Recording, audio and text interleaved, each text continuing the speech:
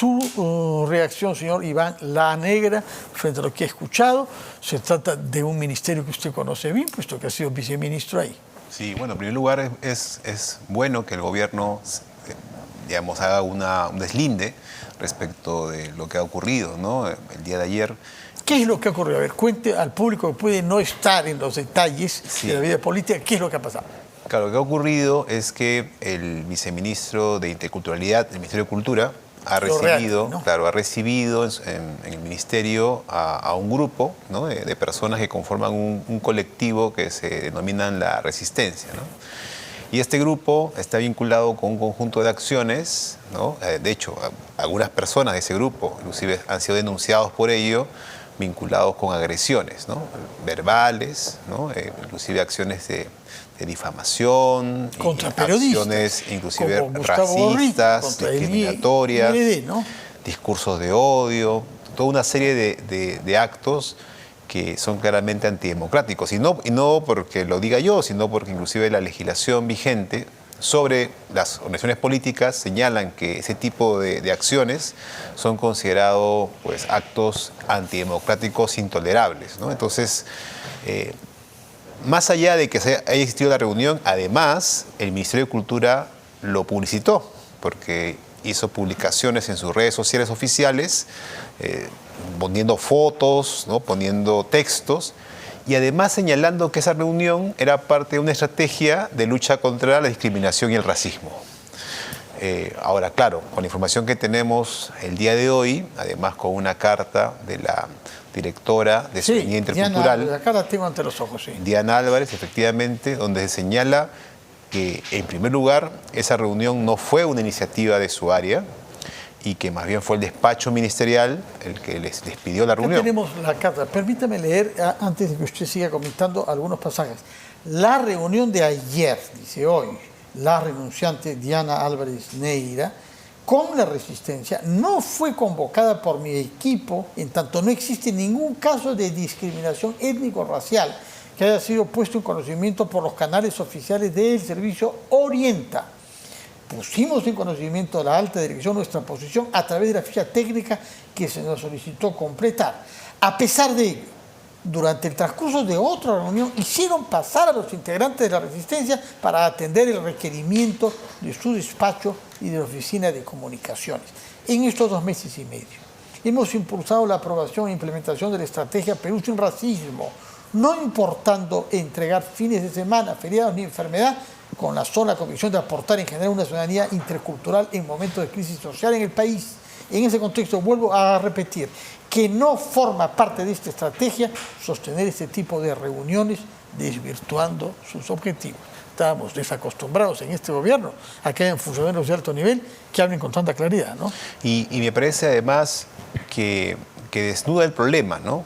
Porque justo cuando me preguntaban si el Estado no tiene, digamos, que reunirse con personas inclusive que pueden tener antecedentes, digamos, negativos, y decía que sí, el Estado atiende a todas las personas, ¿no? Es su deber, pero una cosa es atender a un ciudadano, inclusive a aquel que hubiera cometido un acto delictivo, y otra cosa es publicitar, y es más, presentarlo como si fuera una acción vinculada con una estrategia como es la lucha contra la discriminación y el racismo. La dice que no tiene nada que ver con esa estrategia y que aparentemente los han hecho pasar postergando a otras personas que estaban previstas. Exactamente.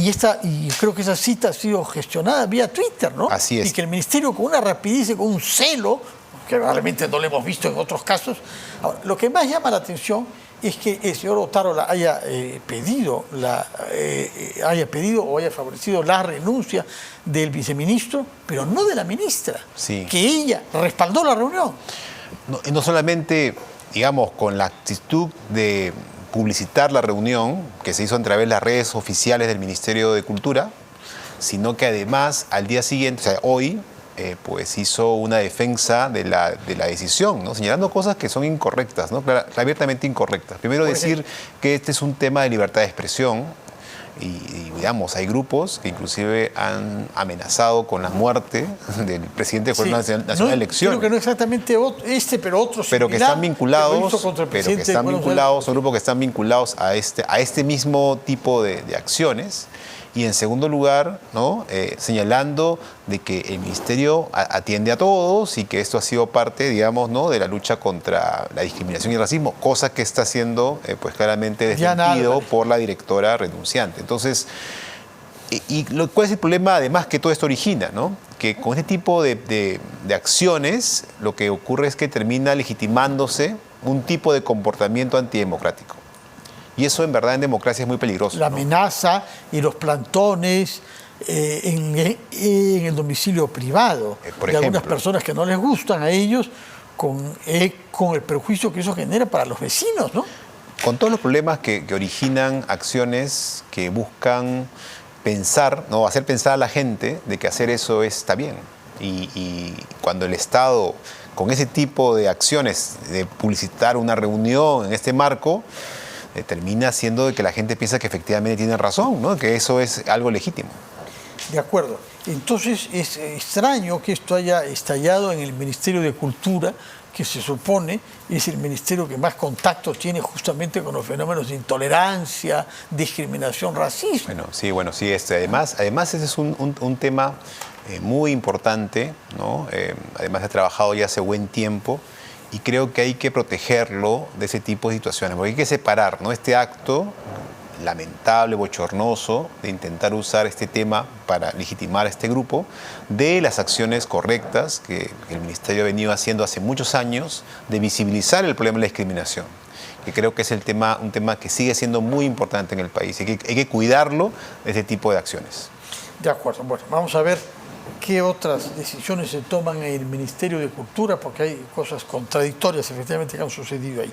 Quisiera preguntarle sobre otro tema que tiene que ver con el plagio que se le atribuye a la presidenta Dina Boluarte de una obra sobre un tema de su especialidad, derechos humanos, que habría ella escrito junto a otros abogados hace 19 años, pero publicado, no sabemos con qué difusión ni con qué sello editorial, pero publicado y a ese título presentado ante la Biblioteca Nacional, que es obligación de todo lo que saca un libro en el Perú. La Fiscalía se ha hecho presente hoy en la Biblioteca Nacional para tomar conocimiento del libro. ¿Estamos ante qué figura, por favor? Bueno, hay delito de plagio para empezar, ¿no? Pero habrá que ver los plazos de prescripción. No es mi especialidad el derecho penal, pero yo entiendo por lo que he escuchado a especialistas que hay un problema con los plazos. En todo caso, puede haber también acciones civiles de los dueños de los derechos de autor que han sido vulnerados como consecuencia de esta acción.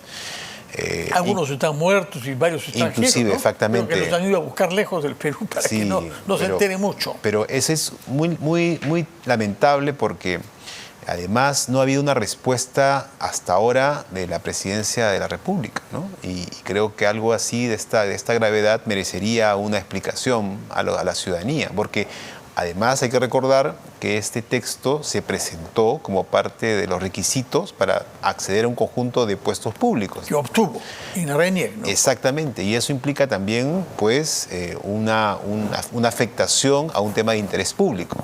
Entonces, si era un tema de interés público, porque era para postular a un puesto del Estado, y además tú eres ahora presidente de la República, desde luego eso implica una rendición de cuentas inmediatas a la ciudadanía, ¿no?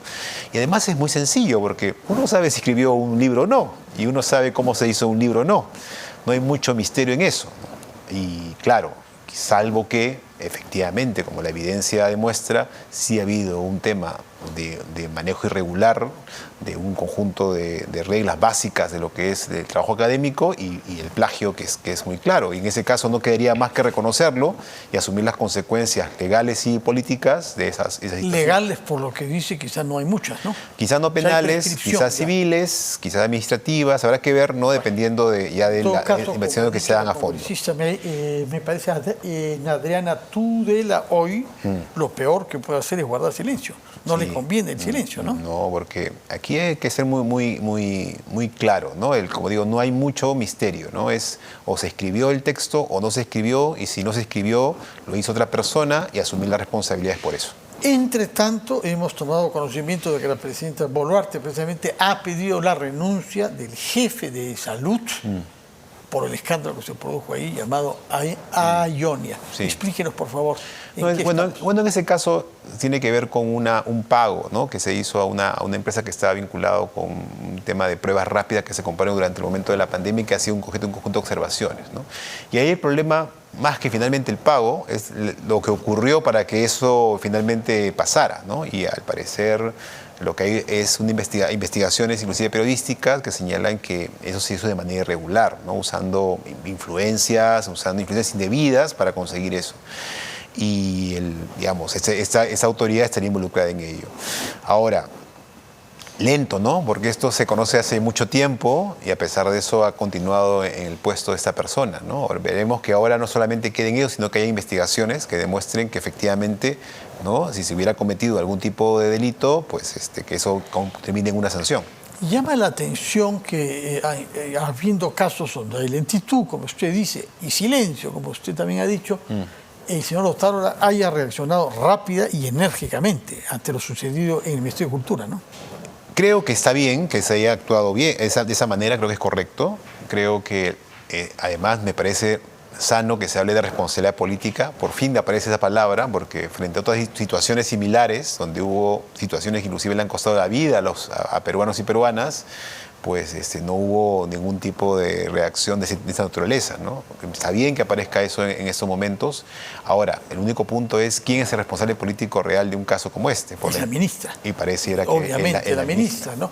Ahora, esta mañana entrevistamos aquí en RPP al defensor del pueblo, que a su vez él se reunió con miembros de este tipo de organizaciones. Hay varios, ¿no? Hay varias organizaciones, 3 por lo menos me parece, que tienen nombres más o menos similares. Y lo que nos dijo es que estaban manifestando abajo. Sí. Y que les dijo ya que vengan 5. Hagan subir a 5 que quiero hablar, quiero ver cuál es la queja, qué cosa quieren. Sí. Y que lo que dijeron es, no nos gusta que usted sea caviar y que hayan caviares en su organización. Pero entonces el señor defensor del pueblo, Josué Gutiérrez, nos contó que le dijo, bueno, tienen que aceptar que hayan personas con sensibilidades diferentes, estamos en una democracia. Es lo que nos contó. Sí. Bueno, ahí hay el caso también del encuentro de una autoridad, sí, de la máxima autoridad, es cierto que autónoma, a él no lo pueden echar, no lo puede echar el Ejecutivo, de la misma manera que a un funcionario designado por alguien que a su vez designó por ello. ¿Cómo reacciona usted ante lo relatado por el defensor del pueblo? No sé si lo escuchó. Sí, creo que hay una parte que me parece correcta y una parte que, digamos, creo que fue un error de su parte. A ver, primero, si es cierto, en la Defensoría, en verdad, ha lidiado, también trabajó en la Defensoría. Yo sé que usted ha lidiado con inclusive situaciones muy dramáticas, ¿no?, de conflictos con grupos que efectivamente también usaban la violencia, ¿no? Y eventualmente hay que conversar. Como digo, el problema no es el conversar. El problema finalmente puede eso ocurrir, pero siempre se maneja de una manera muy controlada, ¿no?, sin mostrar de una manera que eso implica una aceptación de que las acciones, por ejemplo, violentas son tolerables, sino siempre en espacios además muy reservados. Normalmente eso ocurre a puertas cerradas y no se hace difusión ni se toman fotografías alegres con las personas que, por ejemplo, han actuado de una manera violenta. Pero eso no implica la posibilidad que efectivamente un camino sea, bueno, si hay un problema muy serio, conversemos, ¿no? Y eso puede pasar. Bueno, parece que el problema serio es que eres caviar, o que es percibido como caviar. Pero digamos, en ese caso, y ese es el problema cuando luego se publicita algo así, porque da a entender de que una demanda como la de pedir que la gente por su ideología no puede trabajar en el Estado es razonable o aceptable. Bueno, muchísimas gracias, Iván La Negra. Lamentablemente el tiempo nos ha vencido. En todo caso, gracias por su presencia y por las explicaciones que nos ha dado.